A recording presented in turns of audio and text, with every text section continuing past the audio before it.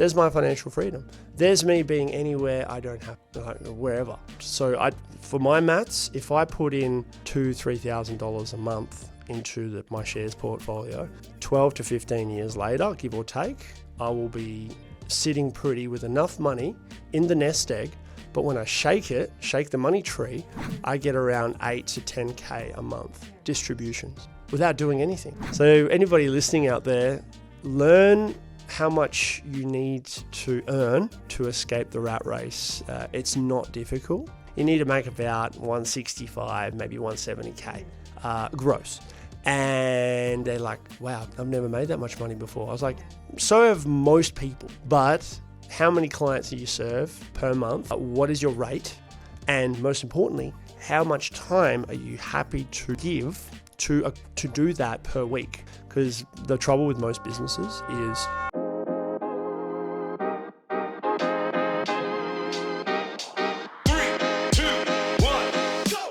Hello and welcome to the Real Biz Life Chronicles, where we discuss all things business, branding and life from the Horizon Digital podcast recording studio here in Perth. I'm your host, Tracy Fryer, the founder of Design Studio Perth. And because Design Studio Perth is dedicated to helping business owners grow with distinction through captivating branding and design, we're offering all our listeners a free brand discovery. So if you find yourself frustrated with your current branding and marketing and aren't too sure where to next, use a link in the show notes below to book in a time to have a chat. Now, I don't know about you, but I find the best conversations are had over a great cup of coffee. And so the coffee for each episode of the Real Biz Life Chronicles is brewed for us by no other than the legends at Cuppa Cartel. They're fueling great conversations, one cuppa at a time. Now, the Real Biz Life Chronicles is on a mission to become one of Australia's leading business podcasts, but in order to do that, we please need your help. If you do enjoy today's episode, we please ask that you like and subscribe to our channels below, or simply share this episode with a fellow business owner who is doing one of the hardest things in the world, building a business. Now, if there is a question you'd like us to ask our guests, please feel free to pop it in the comments section below, or simply send us an email at info@therealbizlifechronicles.com. My guest today walked away from a secure government job and never looked back. Today he runs Bright Star Studios, a production company that helps businesses and thought leaders find their voice through high-quality podcasts and scroll-stopping content. But before that, he was a high school maths teacher, and before that, he was a kid who wanted to play AFL. His career path has been anything but straightforward. From classrooms to weddings to building a large online audience, he's made reinvention his default mode.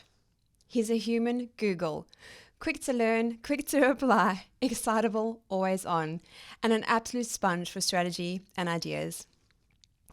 Ask anyone close to him and they'll tell you this. For all the confidence and the visibility he's known for, what really drives him is his care. Quiet, consistent, behind the scenes kind of care.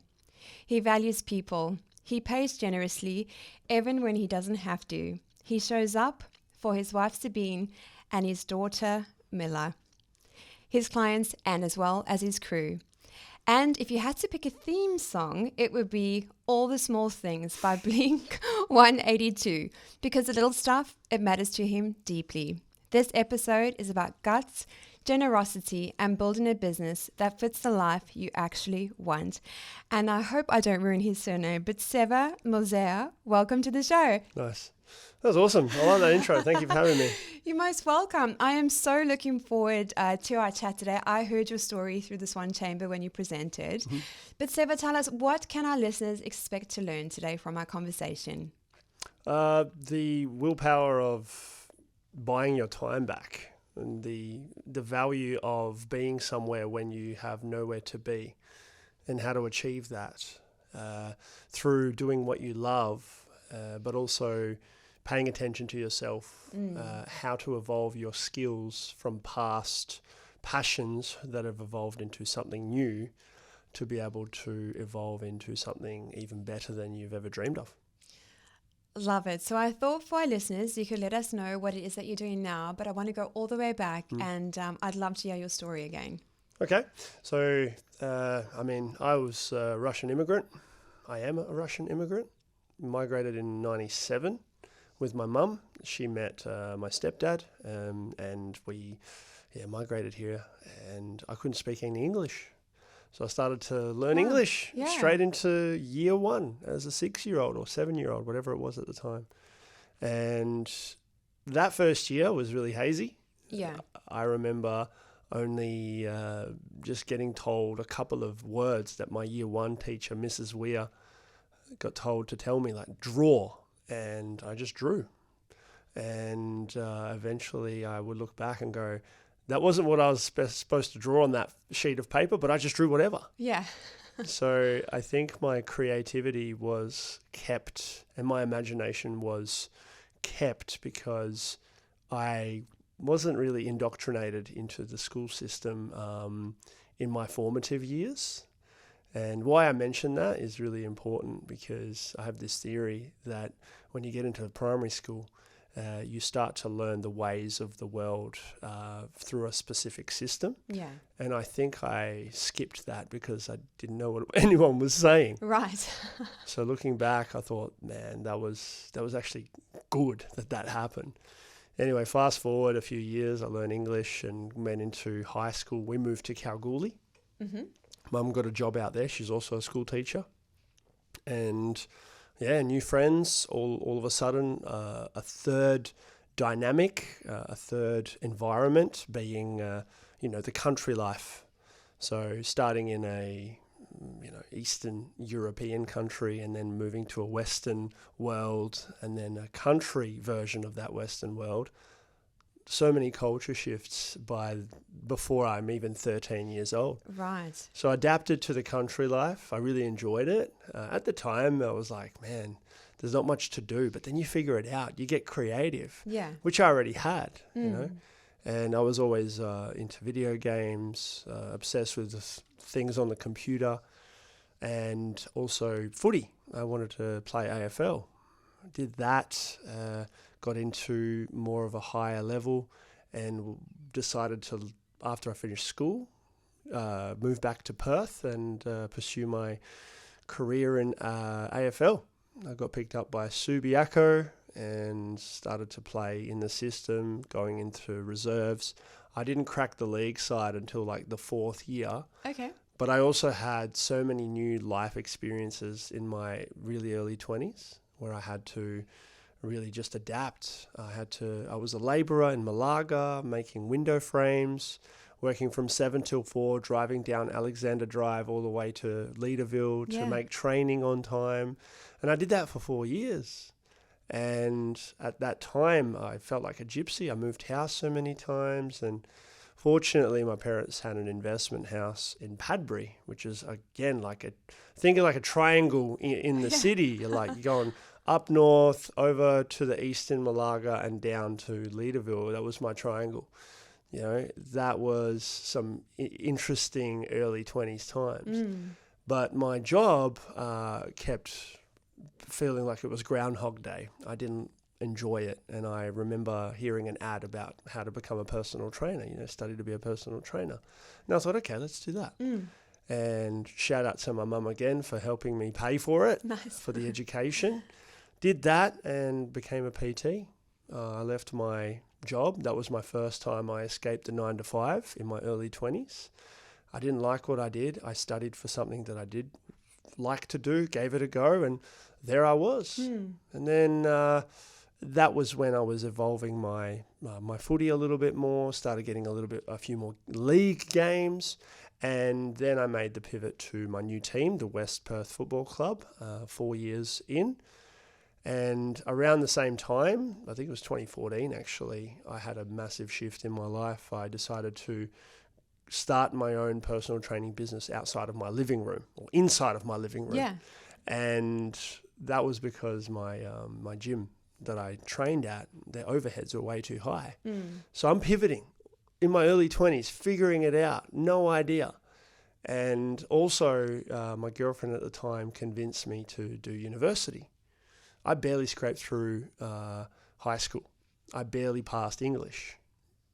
I still feel like it's my second language at times. Yeah. But I'm getting better. I'm doing more reading, doing a few keynotes and practicing. Good. Articulating better. This is helping.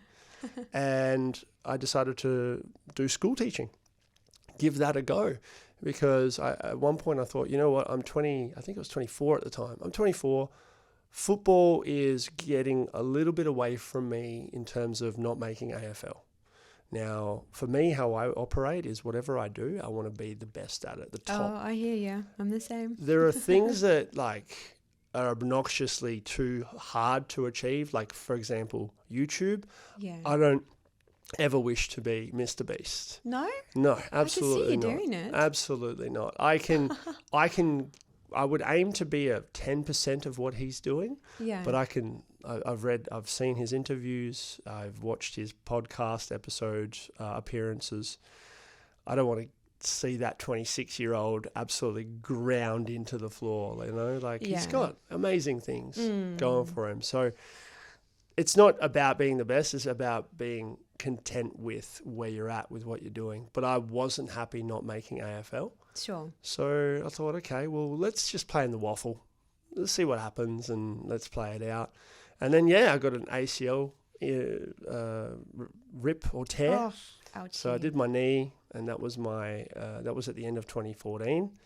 2015 was a complete write-off. But the second week post-surgery after my ACL reconstruction, Mum comes in again and helps me out and helps me buy a camera. My first proper camera. I always had like a little point and shoot in my pocket. Yeah. But then I got my first DSLR camera, and that was the end of 2014, start of 2015. And I thought, okay, let's try this. I like taking photos. I've always loved documenting, making videos for myself. And it was university, my personal training at home, and also my hobby of photography. Football took a step back because I had to recover for 12 months. I had my business inside my house, so even though I was a bit of a cripple for a little while, they came to me. It was great. Yeah. And I was still studying university, which was a bit of a challenge for a little bit with crutches and not being able to drive, but the universe looked out for me. Like everything just kind of aligned. And then 2016, I was able to get back on the horse, started to, get good again with footy. And then 2017, I had another injury, season ending. So halfway through 2017, this is my final year at university too. My personal training business is doing well. I'm getting more into photography, loving it, posting on Instagram and creating this brand called Sev's Pics. And then, halfway through 2017, I shattered my ankle, needed another reconstruction. Universal sign. Again, so it's like the universe was telling me, Sev, you said you want to be the best at what you do. Well, I'm not going to allow you to, settle for this will be all right. This will be enough. And so, just kept getting injured. So I followed the signs and I retired from footy completely, straight away, at 27 years old. Wow. Still got I could still play now if I wanted to, but I'm like, no, 34, no thanks. And then, I finished uni, graduated. I still had my personal training business because I was getting so much business. And this was pre-TikTok, pre-Instagram, before I had a proper brand. Yeah. Back when SEO was actually useful. Yeah. And 2018, I started figuring out the whole, how do I get a job? How do I get relief lessons, substitute teacher. So I started hustling with that and figuring out the tricks of the trade, how to get ahead. I learned a few things on the way. One of the biggest things, this would be valuable for your audience potentially, is show up in person. Yes. Because all of your competitors are probably just sending resumes and emails.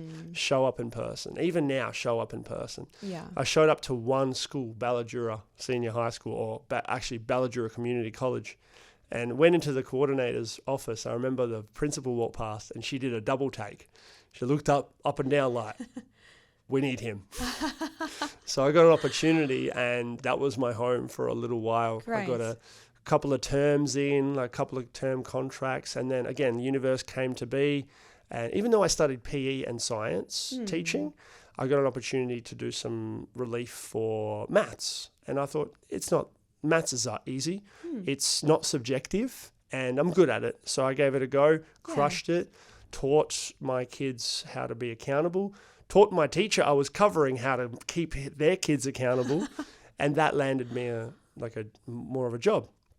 Anyway, so then what happened was I got a permanent job at another school within the first year of graduating, which is unheard of. But looking back now, and especially now, there's a teacher shortage. So they're going to take anyone and keep them if they have any skills whatsoever. Another discussion rabbit hole for another day. Fast forward to 2019, the kids were on their phones looking at something. And I was like, what's that? I'm like, oh, it's this app, TikTok. So the kids were on TikTok, and I thought, okay, I'll give it a go, because I remember using Vine, and Vine was like this 10, 15 second thing that didn't last, but it was popular, and I got my reps in it. Instagram stories was going. I started to put the camera, turn around on me. I started doing tours around the city, showing people where some cool spots were to take photos. And my 2,500 followers, modestly, on Instagram was growing locally and was cool. But TikTok started to blow up a little bit. The kids found my channel. I didn't even tell anybody. So I started to double down a little bit, and around, I think it was like middle 2019, I decided to give weddings a go. Okay. Wedding photography. I never wanted to do it, but I got roped into it and I loved it. So I thought, okay, let's do this on the weekends. I have nowhere to be other than my 9 to 5, which I'm back in as a school teacher. It's a government job. It's safe. I've got my permanency. I could probably get a mortgage if I wanted to.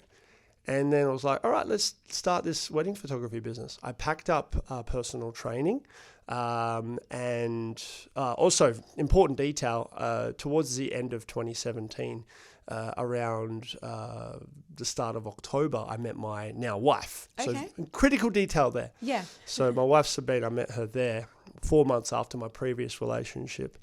And Fast mover. there's critical things about that are important, but I'll try and keep it shorter for this next bit. The big thing that happened with 2019 was I started to understand social media a little bit more. I looked at the maths, I looked at the analytics, and I started to see a pattern, and it worked. But someone asked me, Sev, what do you do when you're not teaching online? They asked me the question, and I answered it in a video. Yeah. Right? Because, instead of just replying to a comment, make a video about it. So I did that. I said, this is what I do on weekends when I'm not teaching. I do wedding photography. I got 2 inquiries that I booked from that video. Wow. Organically. Yeah. And my brand, my personal brand, wasn't even wedding photography. People were just following me and going, oh, I didn't know that. Let's book him. And I made $6,000. And through TikTok? Through TikTok. Right. And that was more than I made in a month than I would as a teacher. I'd make $5,000 as a teacher. Yeah. So I made $6,000 and that was just the 50% deposit. Gosh. Right? So there was more of a sales pipeline there. Anyway, 2020 comes along. Before the flu came about, I met a gentleman who taught me about financial freedom. Massive. And I still had my gym inside my house and one client that I was training every second day for 5 years. And the reason why I kept training him was he was one of the best financial advisors I'd ever met. He's one of the top partners in Perth and one of the big firms here. I had him for 5 years, 1 hour every second day, which he would charge like $6,000 for. Gee. And I was charging him $50 for personal training. Yeah. So I had learned all the financial literature, fitness, and financial freedom strategies from him. And then this next guy that comes along and says, here's something else. And I looked at that and I went, wow, I've never heard or seen this before. And I just became obsessed. I stayed a school teacher in 2020 because they were desperate. And I was kind of like, well, I can't shoot weddings. I can't shoot anything for a job in 2020. Yeah. So I stayed in the classroom, but pretty much just like covering the rent because the government at the time was nice and gave us some handouts. Yeah. And I got to lock in and do more content. I got to go, right, let's push and push and push. And then by the end of 2020, I had a 2-year sales pipeline. I booked out my wedding business completely. Wow. So during COVID? During COVID, Yeah, right. yeah. Now, I say this and people go, oh, and nobody says this. This is just my paranoia. But like, oh, you had time because you were locked down and you could do it. I'm like, no, you can do it now for half an hour a day. Yeah. Or 1 hour a week if you batch it properly. Yeah. So what happened in 2021 was I started talking about it, There was an app that came out called Clubhouse. Okay. And it was like a forum. You go into it and you put your hand up and you start talking. Yes, I remember. Right? Twitter took the idea and now it's like Twitter Live or something, Twitter Stages or something. Right. But Clubhouse was the one. And even though barely any Aussies used it, the Americans and the UK folk used it. And I was up at 2 a.m. just talking, practicing my, I guess, pitch and telling people what I did with TikTok, telling people how I was able to succeed and leverage that for my business and how I booked it out. And people said, Sev, what's your pitch? Like, how do we hire you? How do we book you? And I was like, I don't really know. Just, I guess, book me. Like, to teach you. Let's do it. And they said, how much you charge? I was like, I don't know. And then some people took me aside and said, Sev, you got something big here. You can charge like $5,000 USD for this stuff. And I'm like, and this is before everybody become an online guru like we see in this day and age. Everyone's got a bloody, what do you call it? A bucket or a container. Yes. Like anytime I see someone has a container, I'm like, red flag. Yeah. So and if you have a container, I apologize. No, it's just me taking the piss. So what happened next was, I started getting clients, and then halfway through 2021, someone in Perth gave me their number one client to teach them TikTok because their biggest competitor had 9,000 followers on TikTok, but they hadn't even started an account yet. And I was like, okay, let's give it a go. Yeah, let's see what happens. I pitched to them, and I had the right people at the right time tell me what I should value my pitch, and in 55 minutes, I closed them for 81 grand. Wow. For a workshop, 3 months of support, and then 3 months beyond that of helping you a little bit more directly. And the contact hours were significantly lower than I've ever imagined. Goes back to that chat I had with that gentleman in 2020 when he goes, learn to buy your time back by understanding how you can leverage what you know and teaching it to people in a time where, a 1 hour of your time is worth $2,000-$3,000. Yeah. But my biggest paranoia at the time was I needed them to get the results. It wasn't just a matter of, oh my God, I literally closed someone in 50 minutes for my entire school salary. Yes. In a year. Wow. That's like unheard of. Yeah. And then I did it again a week later. Wow. And then I had to learn what PTY Ltd stood for because I was about to pay 49 cents to the dollar because I had no idea. But this is me learning on the spot. Yeah. I loved it. Good accountant that was recommended to me by that financial advisor.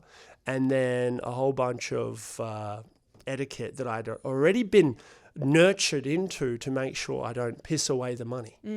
And I didn't do it. We went traveling, which was nice. Yeah. I didn't buy all this stuff. We lived modestly. I didn't get into the mortgage trap. I'm very anti-property, by the way. Okay. I believe that a mortgage is like shackles for you. May I ask why? You can come back to it if you like. I believe that the real estate game is really only for people who are good salesmen and want to build that as a portfolio for themselves. I believe that everybody should just have one home to live in. They don't need an estate of 10 homes they Airbnb it into and all of that jazz, right? Real estate is like, you don't need that. Go into the shares portfolio, get into index funds, get into building your own business that you invest back into to grow it. Get into hiring people and employing people so they can live a lifestyle they want.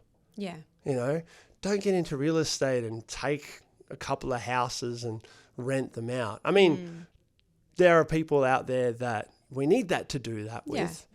Because I'm renting right now. Yeah. I'm thankful for the investor, but in all honesty, like don't fall into the trap. Economics wise, there is a balance that's needed. But if people are being told, hey, you should buy property, I don't think you should.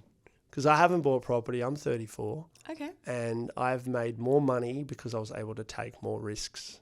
Sure. If I have a mortgage, I can't take the risks. That's not true though. You can. Yeah. But also it's a lot harder. You're limited. Yeah. So I would love to have an alternate universe where I did own a house in my 20s and still do everything that I've done. Yeah. Because, there's some other things there that I was like, man, I wish I didn't do that in my early 20s, like buy a $35,000 car with a loan of $918 a month for 8 years. Right. That was silly. That was my mortgage. You live and you learn. Yeah. So would you buy now or no? No. Still not? Okay. No. There are things that I've looked at, like out in the Pilbara, down south, up north, all these opportunities and positively gearing it immediately and all these things. And I'm just like, I'd rather put my money into index funds. Sure.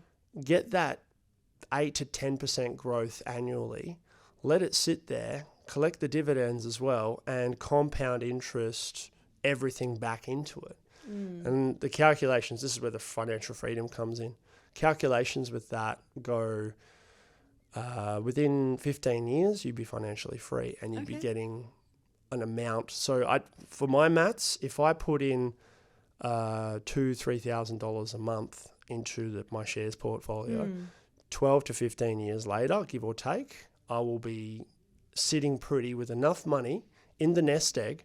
But when I shake the money tree, I get around 8 to 10K a month. Yeah, right. Distributions without doing anything. There's my financial freedom. There's me being anywhere I don't have to be, like wherever. Yeah. And most importantly, that's the journey I've been on for the last 5 years, is how do I buy my time back?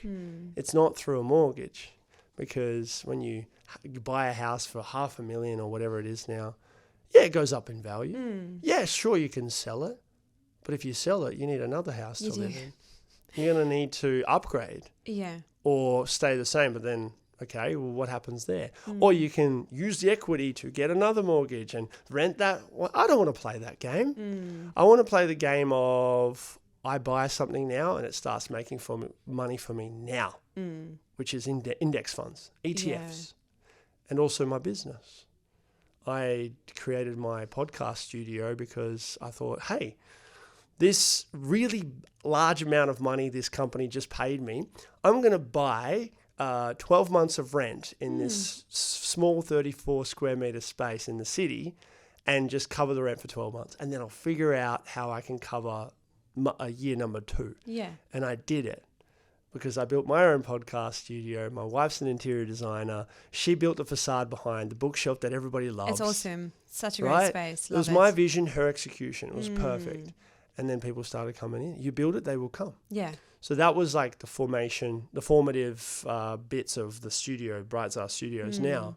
And at the time, I didn't even plan to have a company with a business partner. Yeah. It just happened, right? There's a few other things that happen along the way, like getting into partnership with not bad people, but just the wrong people. The wrong people. And I had a bit of a learning curve when I started doing more workshops. People started going, Sev, what are your thoughts about AI? I love AI, the ChatGPT thing and all that stuff. But I was able to translate my workshops into AI back then, like late 2023. Oh, right. And I was like, I've just saved 2 hours of this workshop time down to 15 minutes. Wow. This was 2 years ago. Yeah. And I was like, nobody's doing this yet. It's coming. People are going to be going, here's some AI tricks and how to script your stuff. Yeah. And so I learned what SaaS is, software as a service, started building that, and that's where a lot of my money went to. And unfortunately, I bootstrapped it and didn't have enough momentum, didn't have any experience in how to ask for an investor for money. Right. And by then, I needed to cover my expenses, I guess. Yeah, long story short, the TikTok thing went to 1.6 million followers. Incredible. My weddings were like my cash cow. My workshops were like a bonus. I made even more money. And my biggest flex was I made almost $500,000 in 2021. Gee. One year after leaving teaching. And My that goodness. was crazy. That was my favorite thing. I remember December 2021, I made that 75 grand collectively. It wasn't that, because that first one I said for 81 grand, I kind of, it's not that 1 month's revenue. I scattered it. Sure. Because if you do it the other way, it kind of doesn't make sense. But that 1 month, I made 75K revenue in that 1 month. And that was my entire salary the previous year. It feels so surreal, doesn't it? I had teachers who would see me in the car park being a clown, making videos at Bunnings. And they're like, oh, is that what you're doing now? Oh. And then a year later, I'm just like, yep, that's what I'm doing. pays dividends. So anybody listening out there, learn how much you need to earn to escape the rat race. It's not difficult. And when you see it, the pipeline becomes more clear and becomes more achievable. I've had conversations with 19-year-olds who come to me and say, Sev, I've got a little web dev business. I'm developing websites. I'm making about $1,000, $1,500 a month. I was like, cool, how much do you want to earn? And they're like, oh, I want to go to 10K a month. Yeah. I was like, cool. So what? That's 120. Now, is that rev or profit? And then we go through that little thing. And they're like, yeah, profit. Okay, so calculating you need to make about 165, maybe 170K gross. And they're like, wow, I've never made that much money before. I was like, so have most people. But how many clients do you serve per month? What is your rate? And most importantly, how much time are you happy to give to do that per week? Because the trouble with most businesses is they go, yep, I'm going to start a business. Yeah. And they don't have the end point, which is the exit or the potential to exit. So once you hit 165K, then what? Yeah. Or most people right now, they go, cool, I'm going to get my first client. And then they obsess about that. Great, but then what? Then what? My favorite question to ask people is, then what? Yeah. Then what? Because they don't think beyond. But by the time they hit a specific point, maybe 3 or 4 years down the track, most businesses I see, small businesses to medium businesses, they're kind of like plateauing. Even the bigger ones that I've closed for lots of money, I see the gaps and I'm like, am I getting into business development slowly here, or should I stay in my marketing lane? You know, and that's kind of been my observation, especially with the new businesses or the existing businesses. They don't have a financial strategy to buy their time back but also to survive.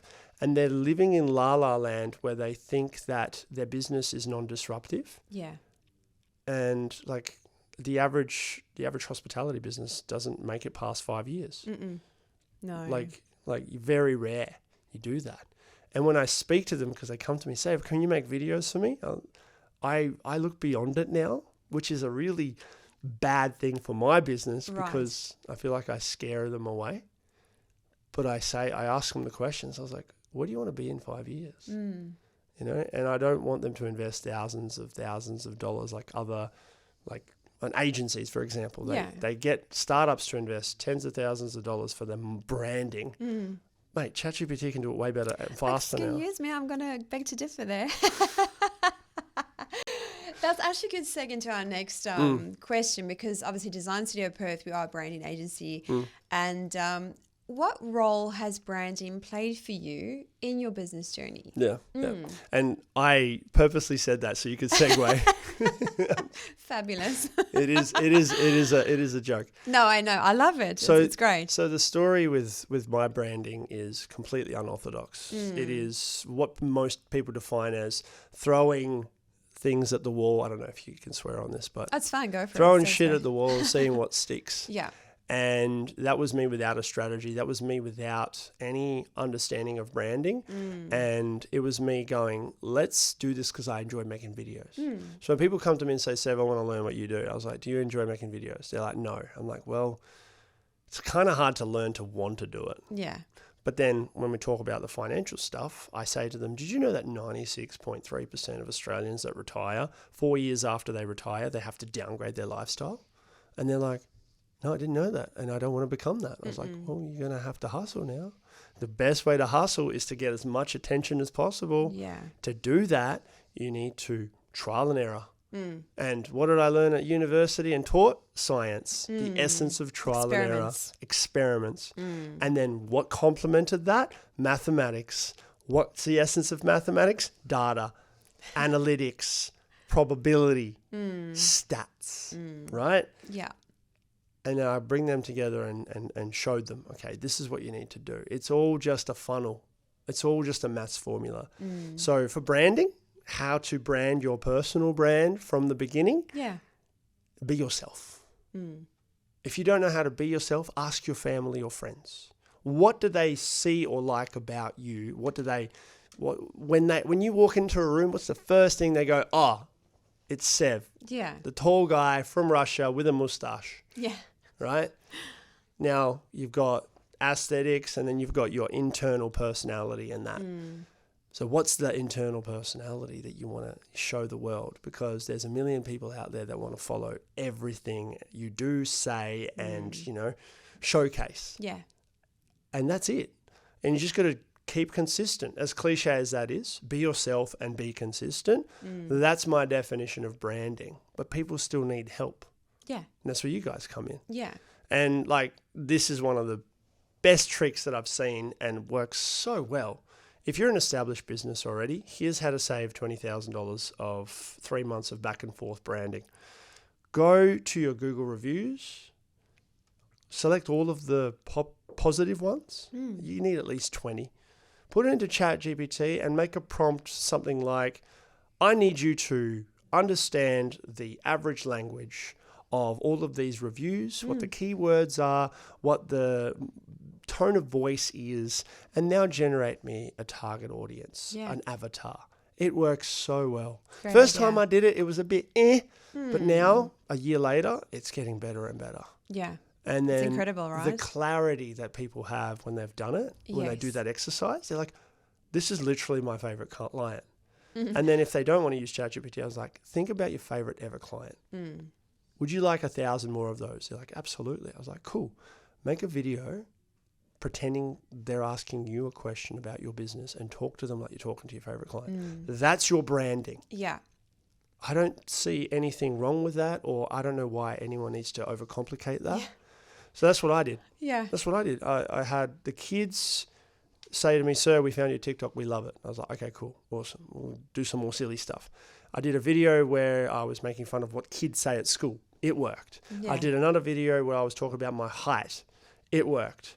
I combined both of those elements and that went even more viral. Interesting. Right? Yeah. But the problem now is we're at viral fatigue. It's not about going viral. It's about becoming as searchable as possible. Right. And that goes back to what I'm saying with branding. It's talk to your favorite customer and answer the questions that they normally ask you. You just do that at scale. And I've run workshops for the last 3-4 years now. People still don't do it. No. I don't know why. You can literally make 400 videos of a simple Q&A of the most popular questions you get asked about your business. And all you need to do is have the cameras side on like they are now and just talk to your favorite customer. Bring your favorite customer in. Yeah. Get them to ask those 400 questions from the list that you've compiled from the data, from your emails, from your calls, from your in-person conversations. You just have to build habit where you're like, that's a question I get always asked. Put it in my notepad. Right, when we film, 400 questions. If 400's too much, try 25. But it's literally just a convo. Yeah. That's it. I don't understand why people don't want to do it. Oh, I think they overthink it. That's it. Yeah. And they get stuck in their head, and 3 hours later, they still haven't done anything. And and I mean, the world is moving into you have to literally be a content creation beast, right? So you have to have video because that's where it's going. And I think if people don't start embracing it more, especially from a brand point of view, I think you're going to get left behind. Yeah. Like people want to be entertained. Yeah. The hardest thing about businesses that come to me and ask about content advice and workshops is I say to them, do you want to be on camera? They're like, not really. There's a few ways where you don't have to be on camera, but you have to show that personality from your business or yourself. And to me, unique selling personality is my fancy way of saying branding. right? Yeah. My unique selling personality is I was a former school teacher, escaped a 9 to 5, love creating.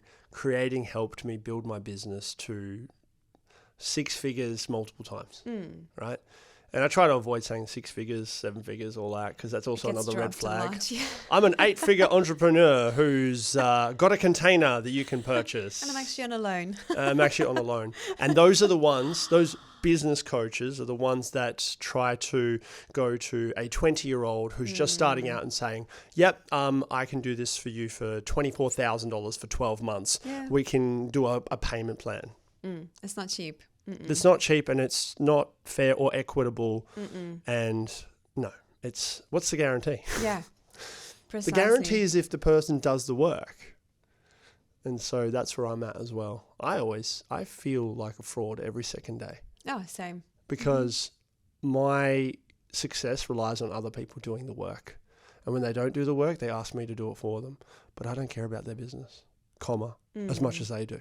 And I don't have enough time to care about everyone's business as much as they do. It's not possible. No. That's why I feel like agencies, there are some good ones. I've got to put that out there. Yeah. But a lot of them, especially from my personal brand perspective, they don't care. They've got an account manager who has quietly quit. I can tell by the emails. I can tell by the lack of professionalism that they don't care. No. I was there as well. I had so many emails coming through and projects, and I don't like saying the word overwhelmed, but I just, I bit off more than I could chew. But this is what agencies are doing. And then they flex in how many clients they have, how much revenue they have, and the business coaches too. Like, yeah, I did 100K month this month. I'm like, yeah, cool. How much did your students make though? Was it above that? That's what I care about. Yeah. And you know what I don't see? I don't see any of them talking about that. No, that's actually true. I'm just reflecting. Literally none. They all have testimonials and they go, oh my God, she made me this. It was such an empowering session. Oh my God, I love this retreat and all this. Okay, what's the return on investment? Did you make more money? 3 months later, are you now like also this? It's a good point. I'm not seeing them. Where are the receipts? Where are the proper receipts? All it's fluff. And I say this not to call them out. I say this to call out the bad habits so that these small businesses who are mum and pop, it's very hard to get into these days, they're putting their life savings on this education. Yeah, completely. Right? And I feel like half the time it's a facade. And I tell people when they come and want me to work with them, I say to them, do you have the time to do this properly? Yeah. If you do not, don't waste your time. Do not waste your money. Right? Yeah. I will keep you accountable. But the moment you are struggling, I'll help you. As in guide you. I'm not actually doing it for you. I have a child. I've got other things to do.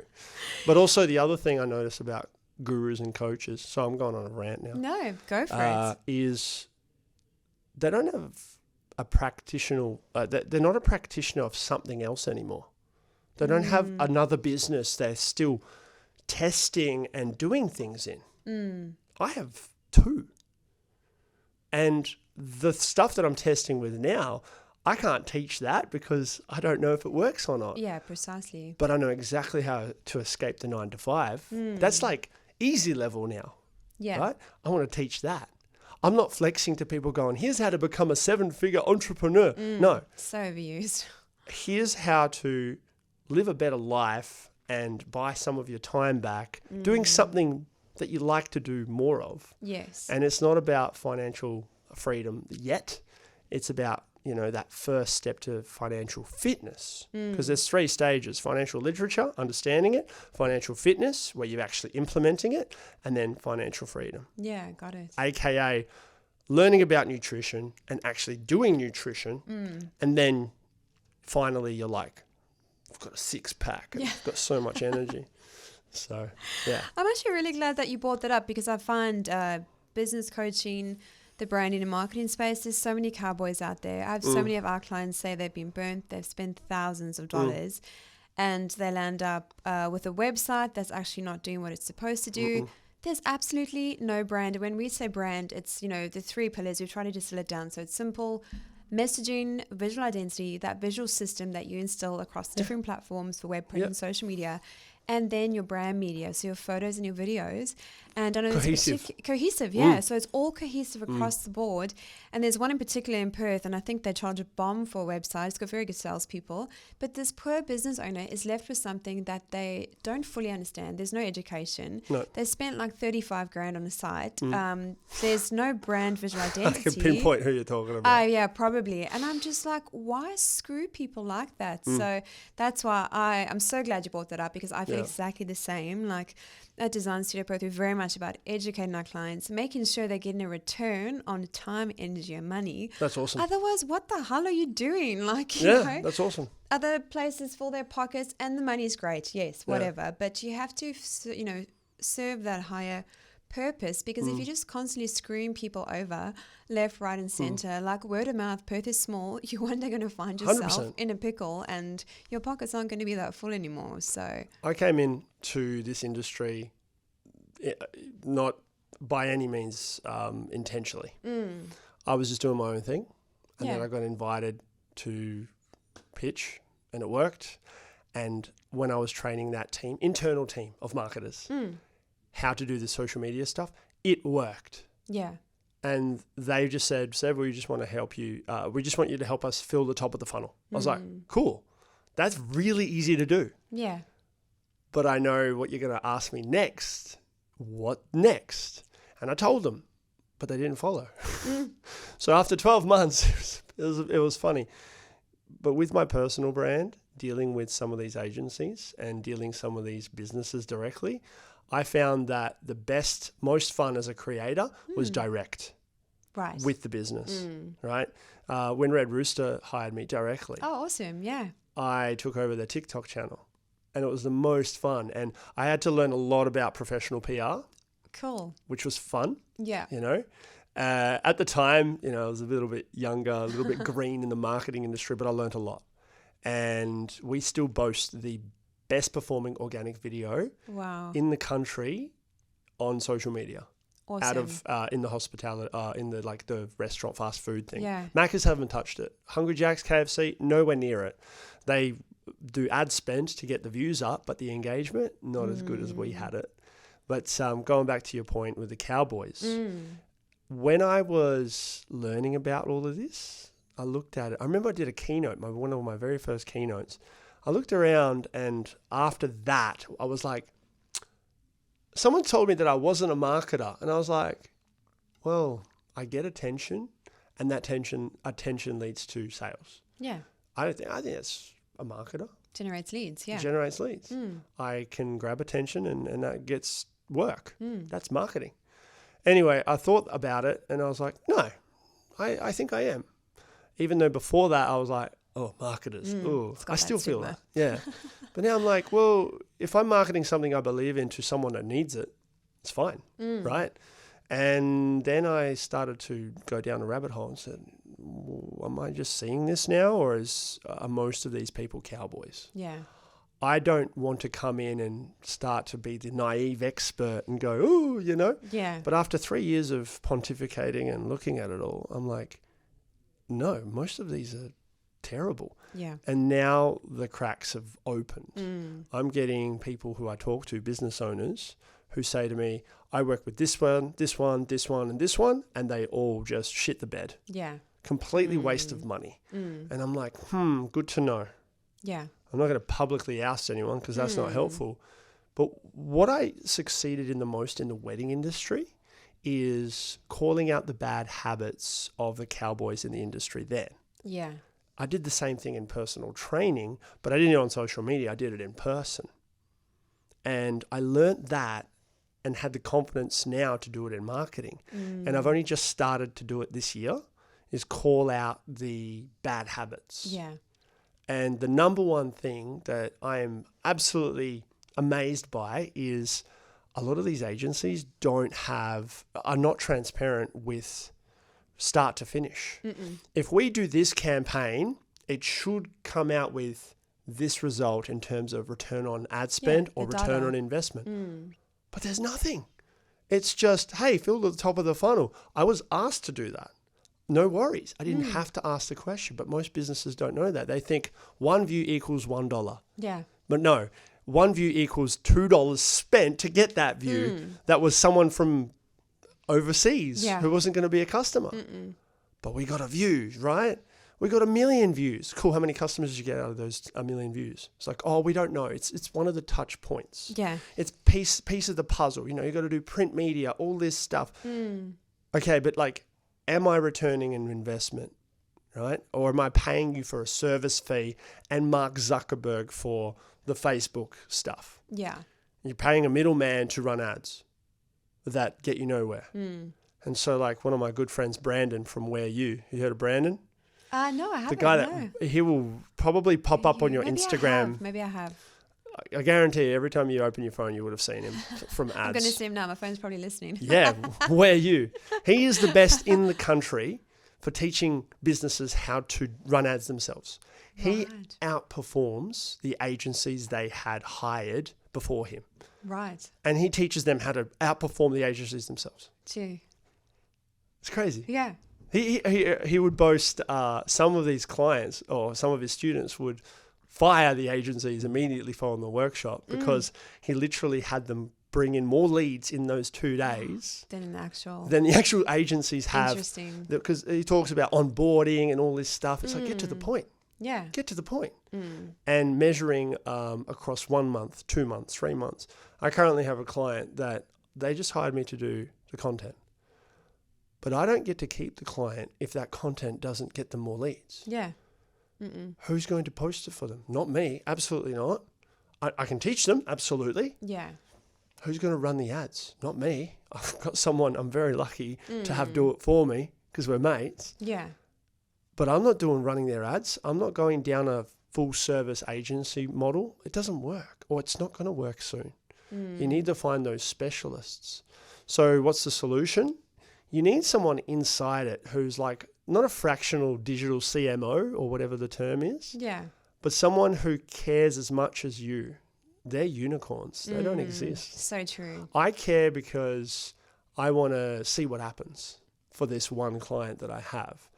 And this one client, they got stuffed over a few months ago. I won't go into detail, but Sure. I'm like, man, this is one of my oldest clients and I want to keep them. But right now they're in a fire pit. They're in a bonfire of chaos. But I know how to get them out of it. But I don't know how to do all of the things for them. Sure. So I've been able to collect the specialists.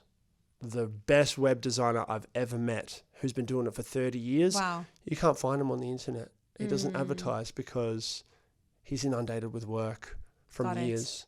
His average retention is 11 years and his close rate's 90%. Oh my goodness. Because he gets the results. Right. So people come to me saying, Sev, that web dev guy you're talking about, can you introduce me? I was like, absolutely. And then now I'm in that era of I need receipts. All I care about is receipts. Hey, how'd you go with that guy? Oh, Sev, we've got so much more traffic. And I'm like, okay, and then? Yeah. Did you get any leads? Yes. Cool. Did they come result specifically from there? They're like, we need to check. How do we check, Sev? I was like, have you heard of HubSpot? Yeah. Tracking. Oh, so many people don't have a CRM. They don't have a tracking system. What the heck? And the other thing I noticed is service-based business especially, they don't ask their clients where they found them. No. Like this morning, I was almost late because I had an inquiry and I called them back straight away. Yeah. How'd you find us? I Googled Perth podcast. Right. I was like, cool, awesome. Were we first? Were we second? Why did you click on us? Just curious. They're like, you had the best looking studio. I was like, great. Photography is a great investment. Oh, please say that again for all our listeners. Brand photography is a great investment. Yeah, but I mean, we can go so many different directions. Yeah. But the value for your listeners, one thing I discovered back in 23 or 22. 22 is when AI came out. 23 was when Snapchat released an AI bot. Oh, right. Okay. For the kids who don't have friends. And I tested it out and it said to me, Sev, what do you like to do for fun? I'm like, oh, I like to go to Fremantle with my wife. And then it instantly responded with, oh, awesome. We recommend Little Creatures Brewery and Bread and Common. Within 5 seconds. And I'm like, oh my God. Okay, I'm going to put my marketing hat on. Yeah. Hey, Snapchat AI, hypothetically, if I was starting a restaurant in Fremantle, what would I need to do for you to recommend my restaurant in this Snapchat above Little Creatures and Bread and Common? And it told me. Yeah. It said, you need Google reviews frequently. You need to update your website. It gave me a brand new word I never heard of before called schema. Oh, I had to learn about what that was. I'll have to go Google after this. Yeah. And then it also said frequently on social media. And I was like, all right, that was able to get that data within 5 seconds and compare all of the restaurants in Fremantle to give me those two. Now, hey, I didn't test it back then. If I asked it again, it may be in 2 different restaurants. But the point was the data was there. Yeah. The data was there to scrape and to legitimize and go, right, this is the best one. And I thought about it deeply. I said, what is the maths in all this? What could potentially be the maths? But more importantly, what would the business be for the AI to get this right? Yeah. So its incentive, and this is more of a theory in my head. This isn't out of an article that I wrote or prompted from ChatGPT. This is real stuff. If I search something or ask something on AI and it gives me back something of the best, and I go there and it is the best, I have a great experience, I trust the AI for the next one. If it gives me something crap and I go there and I didn't have a good experience, I'm like, well, AI sucks, doesn't it? Yeah. So it's in AI's best interest to find the best information out there to recommend to me, right? But people are cheating. They're trying to, cut corners. As usual. AI-generated blogs and all this SEO backdoor stuff and and it worked for a little while until Google said no. Yeah. That's not right because of the fact that if it's garbage but it's perceived as awesome, no. So how do you go around that? You make video. Video is the number one highest trust token you can make. Yes, you can deep fake and Sora 2 and VO3 your videos, but people can see it. Yeah. Eventually, there'll be a tipping point where it won't happen, but it will be a huge advantage now for the next 2+ years to make videos on your website talking about your business, answering those questions, and really showcasing your authority, your integrity, your authenticity. That's all you need to do. Yeah. If you love your business and you believe in it, whether it's a restaurant, service-based business or product's hard, but we'll get there. You will dominate because people will search for you on AI. My personal brand on TikTok, I did a video about my studio last year. Yeah. When you search up When you search up Perth studios, podcast studios, the first video that comes up is that TikTok video from my personal brand. Gosh. And the secrets are, this is where SEO comes back now. Some people coined it as GEO, which is generative engine optimization. It's just an evolution of SEO. SEO is now relevant if you utilize video more. Because people don't want to read. They want to watch, listen, engage with. Engage with is a big one. How do you engage with video? You comment. But how do you engage with something that isn't a video? It's a survey. It's a tool, like a price calculator. Highly recommend that. Yeah. And then finally with the AI thing where people are searching, what's the thing that most people, almost everyone, looks for when they jump onto a website? What's the one thing on their mind? Are you asking? Yeah. Oh, when they go into a website, like a call to action? Call to action. Or it could be a phone number. Phone number. Yeah. Or email address. One other thing they're looking for is, can this website answer my number one question? If you can make that as seamless, as frictionless as possible, they'll be able to then go to the next step, which is the CTA. So what's above the fold in the next 12 months for a website? It will be those videos that create those rabbit holes. It will be a search bar. People are starting to get over those little chatbots in the corner because they suck. Yeah, they do. But with HeyGen, you know what HeyGen is? Yes, I've heard of it With before, HeyGen, people need to start to implement their videos and put data into that. If they're happy with AI taking their face and stuff, like if you don't want to do that, then find a different way. Yeah. But I think that we're going to see a lot of websites coming out where as soon as you load it, it'll be you, the business owner, going, hey there, how are you? I'm an AI generated version of me, but you can talk to me. However, I can't hear you yet because I don't have permission to listen to your microphone. What will happen now is, bam, that notification comes up. If you allow the microphone, you can start talking to me and I can answer whatever question you like. What an experience. Yeah. That's going to happen. Definitely. You heard it here first. Yes, on the Real Biz Life Chronicles. Sev, I'd love to know, I come across so many elite operators. They're brilliant in their field. They're brilliant mind. They're great at what they do, but they are shit scared of video. What would your advice or tips be to them? Tips for video is simply this. I didn't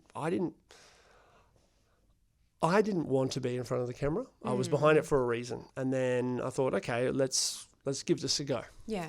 And this was 2017, 2018 when stories came out on Instagram. I started growing more of a direct following. And when I said, does anyone want to come out and take photos with me one night? I had one person every day for 2 weeks book in. Right. I didn't monetize it because it was just fun. Yeah. But the point was I was in front of the camera, just there it is. No script, just, hey, I'm in Perth. Who wants to come in tomorrow? 3 months later, I had 120 people rock up. Wow. 3 months later. 3 months later. Gosh. Yeah. Didn't monetize it. It was an experiment. Then when I did it with my TikTok stuff with weddings, those 2 bookings for that one video of me answering my consumer's question, I was like, maths. One video equals 2 closed deals equals $6,000. I definitely don't think it's linear if I do 10 videos, 20 weddings, 60 grand close. Yeah. But let's give it a go, see what happens. Pretty good return. And it didn't exactly work like that. Right. But as it averages out, you end up going somewhere between 5 to 10% of the people who are interested after watching the video become your customers, whether it's immediately or eventually. Yeah. But you be authentic, consistent, answering what they're curious or what they want to know about you or your business. And then you just play with those numbers. So if you are not wanting to be on camera because the main reason is because you're scared of what your family and friends will say. If they do not know your customers, who cares? Yeah. As soon as you get one lead, one customer more importantly, from one video, it becomes addictive. Yeah. And then you can do the maths on how much you need to make per year to live a lifestyle you want. And then you can reverse engineer that with how many videos approximately that will take. The longer you wait, the higher that number will go. But that number is severely lower still than it should be. And the reason for that is, let's say, for example, personal training. There are so many personal trainers out there. 99% of them suck at videos because they're trying to figure out their personal training stuff. Yeah. You'll figure out your personal training stuff when you get more customers and you do things with them. You know, I have a personal training client that I'm mentoring. It should be a session with him right now, but he understands. The videos are not performing vanity metrics wise, like hundreds of thousands of views. But are you getting more clients from him? And he goes, yes. He put out a video about sore knees after a workout, and he got a client from it. Oh and that video's got 1,000 views. And most people would say 1,000 views is a failure. I think it's great. One customer, you know, from 1,000 views is insanely good. Yes, it's 0.1%, but ratio that up. Yeah. 10,000 views is 10 customers. That's 10 videos. Why wouldn't you try? Yeah. So that's my very long answer. No, I love it. Thank you so much. It's something I've heard often the last while is that it's always easier to sell when you're famous as well. Yeah. And I find just you have to be consistent, like with my own content for Design Studio Perth, the podcast, you just have to show up literally every single day. And it's incredible. Like, it's just made that sales process go from this to this, because I find people feel like they know me so much better. Have you experienced the same? Yeah, so last week in my workshop, I had a person inquire, and she's one of those spontaneous inquiries. She sees an ad, she explores it, Yeah. But she recognized me from somewhere, but she couldn't quite put my finger on it. She even asked the people around her, she's like, this guy looks familiar. I don't know where from, but I'm going to inquire with him because he looks familiar. And that was it. And then I had another attendee for my workshop. Yeah. And, like, people ask me all the time, is it important to have a personal brand or a professional brand? I say both. Both, 100%. Amen to that. But you can't sell your personal brand. That's evergreen long term. Yeah, precisely. Your professional brand can come and go. You can do something else. Like, I've got my wedding business. I don't want to do it anymore eventually. I want to do my workshops where I'm teaching businesses how to do this. Yes. I want to build a podcast studio business even more than it is now. We're at 90% capacity this week. I'm like, great, let's go further. Let's get another studio going, Yeah. But yeah, the big one is you want to show up and you want to make sure that you have omnipresence, which means you're everywhere and anywhere. Totally. Make sure that you're speaking the right language on the platform you're posting. So don't just post the same exact thing on every platform. Understand the nuances. And also, you need to engage.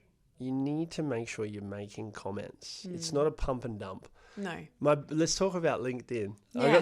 I got some red flags on LinkedIn. That could be your like segment. Sure.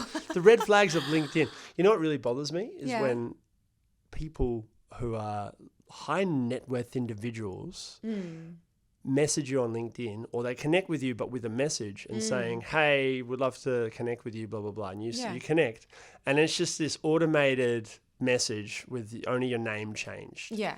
And it's just straight to the cell. It's like, mate, you just lost a potential customer, because there's no personalization.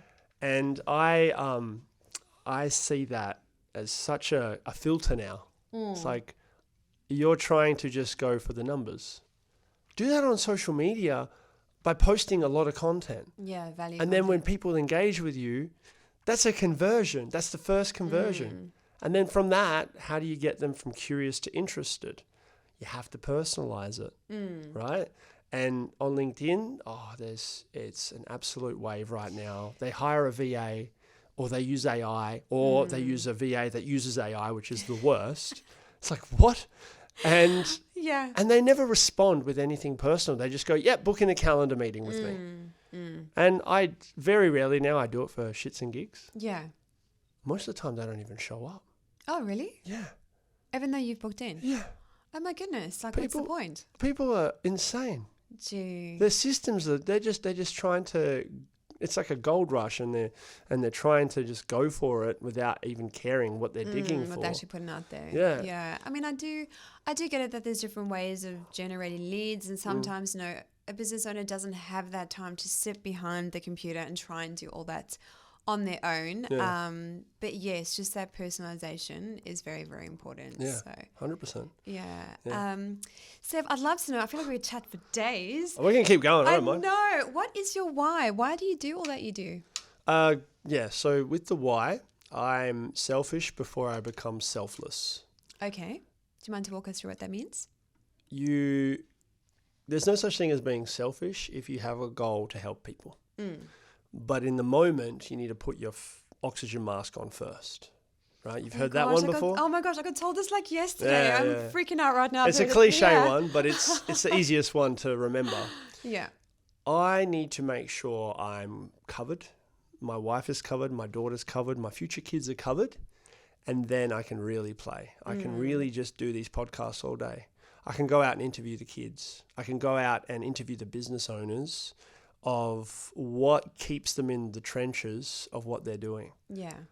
I don't really care about interviewing millionaires, billionaires who've done it all, and they're talking about it in hindsight. I want to talk to the people who are in it right now, in Same. the depths. I'm in the depths, and I've got challenges that when I work, I will talk about them in hindsight, but right now I'm like, man, I'm navigating them like Same. crazy. But It's a shit show sometimes. it is.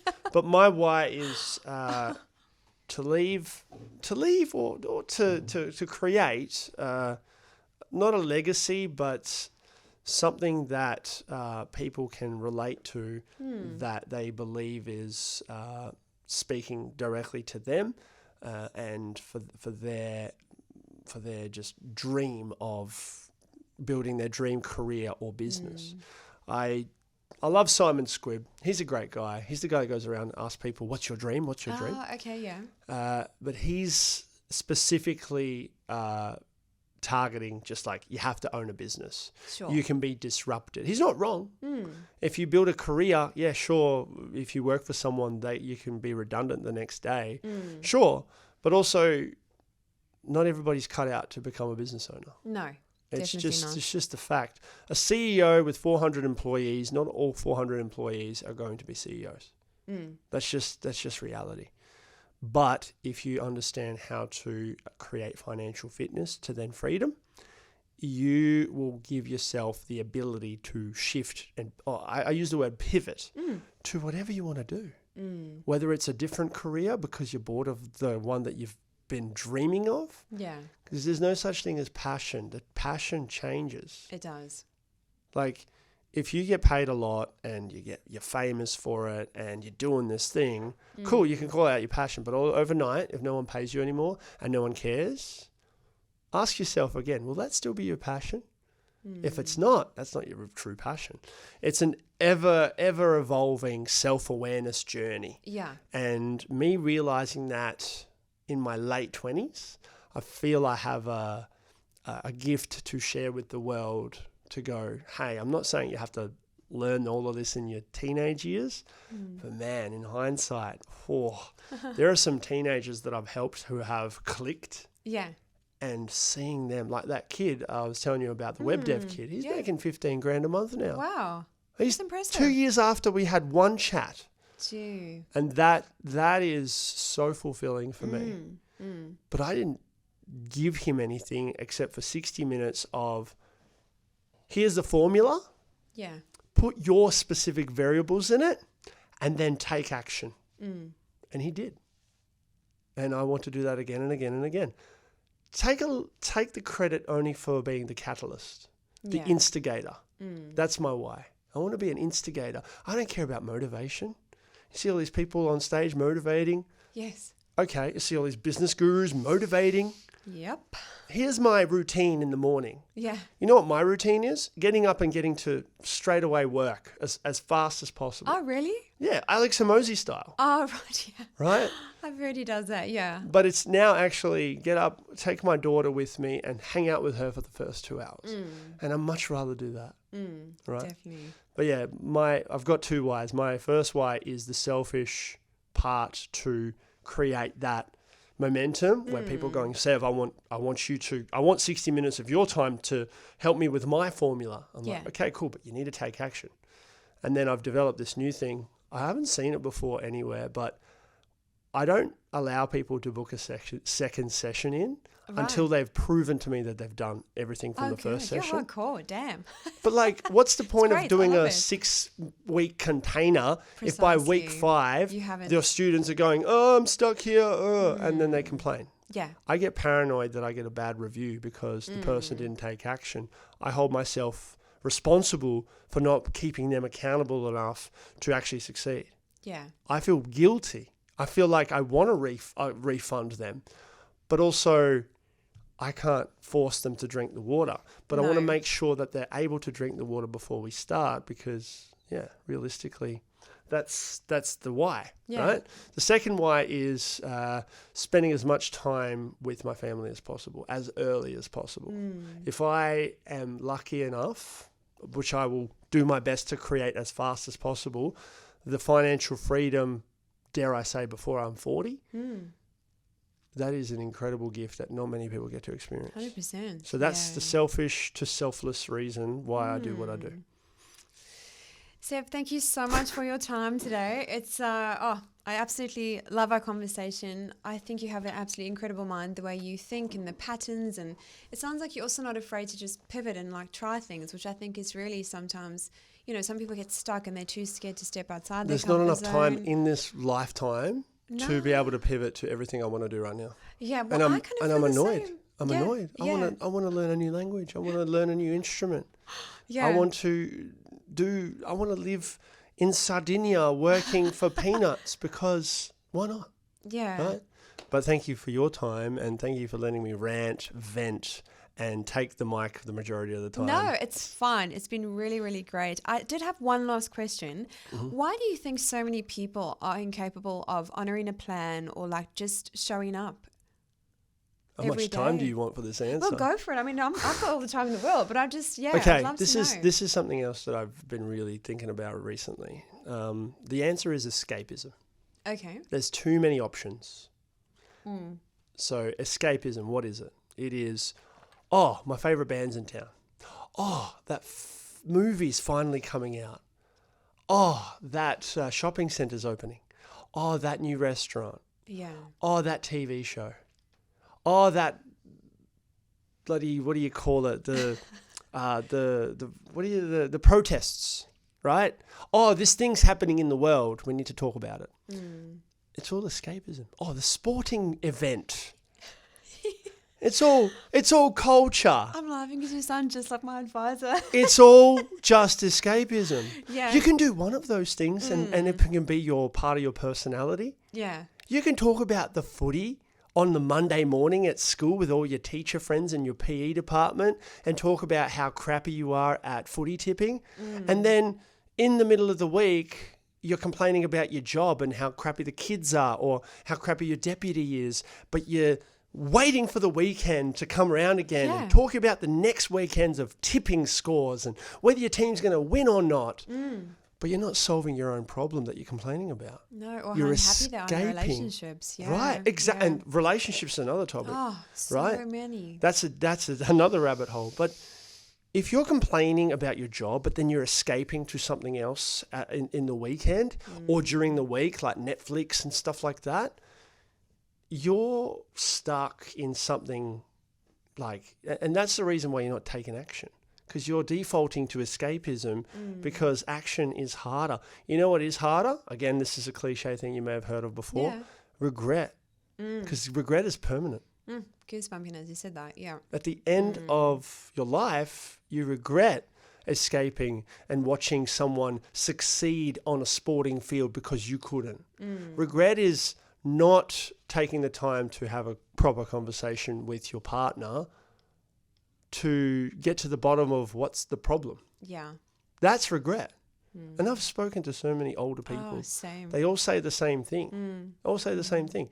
And yes, I'm contributing to escapism on my personal brand.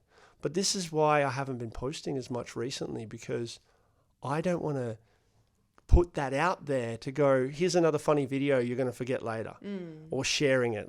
I love comedians. We do need a break. We do need a laugh. Laughter is an instant holiday. Yeah. When you're laughing, nothing's bothering you in the moment.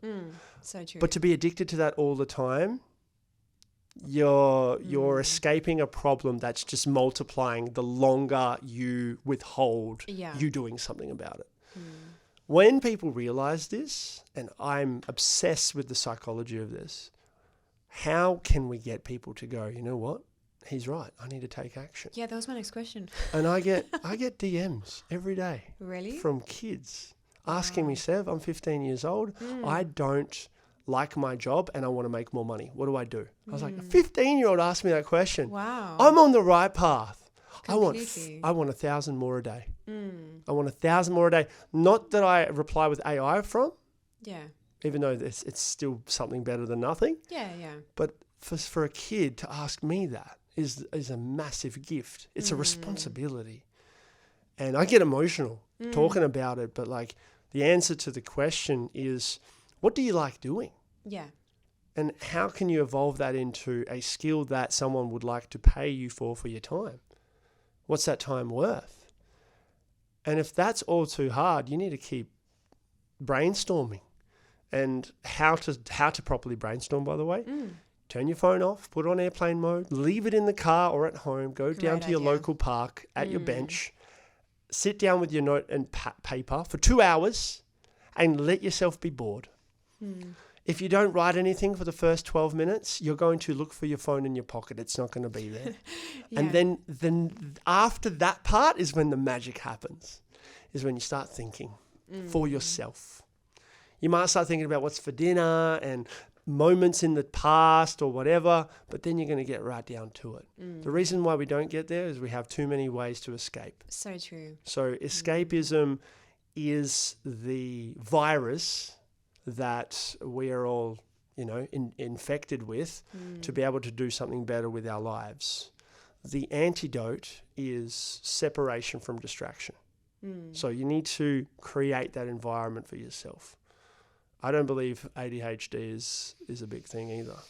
I tend to agree. Yeah. Yeah. You can edit that out if you don't. No, like as it is, like that's very popular at the moment. And I think people are, I don't know if it's an excuse is the right way to put it, but it's like every second person. And I'm just like, well, maybe you just really, like, I know ADHD is a real thing as well, but I find a lot of people are saying that they have it, and I'm just like, do you really, Yeah.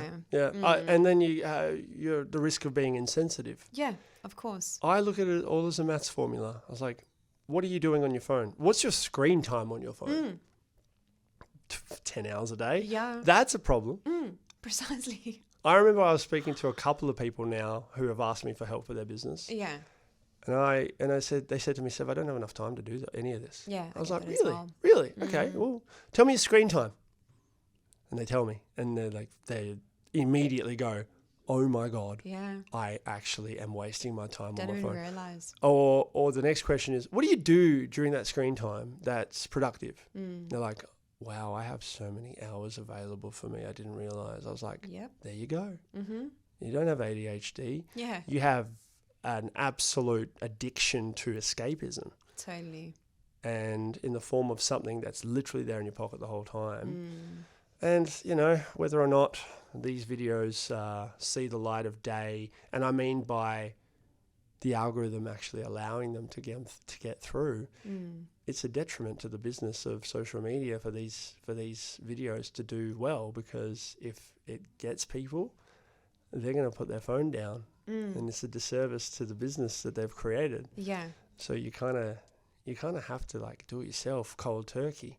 No one is out there to save you. No. Nobody. Oh my gosh, definitely and not. not even your partner. I mean, in terms of relationships, I'll quickly touch on this. Of course, whilst please Mike do. is hot.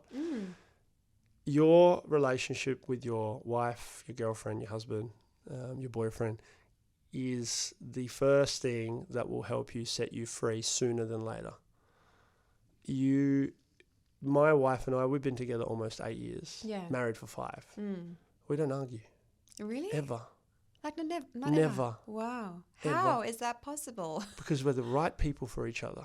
Interesting. I had Phil Ulrich on the show, and he said the same of him and his wife. And they've been, I think, together for 30 years. Sorry, Phil, if I butchered that. But a very long time. Yeah. And again, it's luck. I went on Tinder and I completed the game. Oh, nice. Right? That gives me some hope. But I knew what I was looking for. Yeah. And I knew what I didn't want as well. Sure. Right? Both of those at the same time. What I wanted and what I didn't want. 6 boxes. 3 what you want, 3 what you don't want. No negotiables. That's it. Yeah. I have chick friends who are in their early 30s who are single. Yeah. And they're the loveliest girls. And I would love to somehow set them up with someone, but they also have struggles creating those boxes for themselves. Right. Start with what you want. Selfishly, what you want.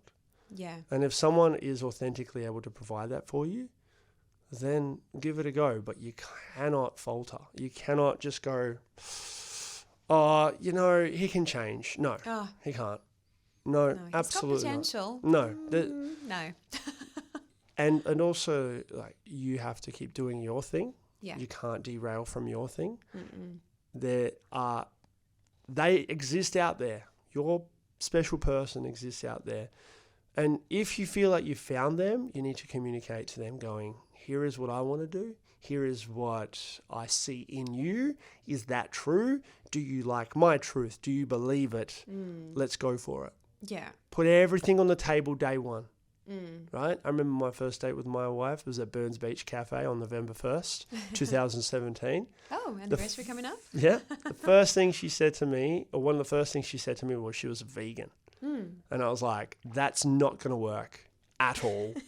And she goes, well, it's not like a animal mistreating thing. It's like a health thing. It was she was seeing what would happen.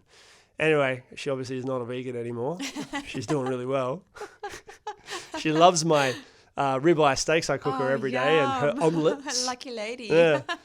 But like, and she also, I drove a VE-SS Commodore. But also I was a footy player. And to her, that was a red flag. Yeah. And I hated that label. But we talked about it. We really deep down talked about everything that we really truly wanted. She didn't want to have kids at first. Right. That was a massive deal breaker for me. Yeah. Showed her. Yeah. She had a photo on her social media saying, I ain't no wifey. Showed her. Oh, wow. But also, she let me do what I wanted to do. So you had that freedom as well. But she also put her hand out or put her hand up and spoke out saying, hey, Sev, this is a little bit, left field. I'm not sure how I feel about this. But hey, you do you live your best life. It's not affecting me, but I'm just saying. Yeah. And I would instantly go into the mode of, okay, how does that make you feel? And if I kept doing it, is it worth it? Not really. Yeah. And to be honest, this is just like a thing that I'm not sure I want to do anyway. And it's not me folding to her. This is something else that I notice about relationship gurus. Yeah. A good relationship, healthy relationship should not require either of the partners to fold to the other person. You know, you can define surrender as the female surrenders to allow her femininity to blossom. That's different. Yeah. That's nature. But if the husband is not being able to fulfill his duty as a man, I'm talking gender roles here. Yeah. He's not going to be fulfilled, and he's going to just be an NPC just sitting there. I've seen it. And there's gurus out there who say, we've survived our marriage, but you can see the husband's dead inside. Yeah, his soul's gone. Yeah. And even some women. Some women as Absolutely. well. Yeah. Absolutely. Yeah, both ways. You need to be happy with who you are and happy with who they are and allow each other to be happy together as a couple and as individuals. Give yourself your own time, your together time, and yeah, that's pretty much it. I haven't got any advice on parenthood yet. All I say is read books from before to the 2000s. Don't read any of the new stuff. The new stuff sucks. Right. The new stuff's too modern woo-woo medicine stuff. Right.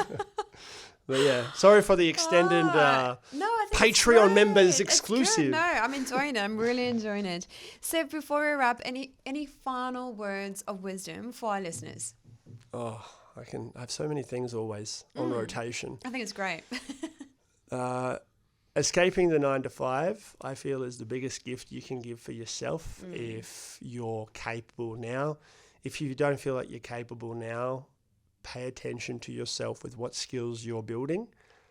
If you want a promotion, ask your boss what you need to do for that to happen and get them to give you a timeline.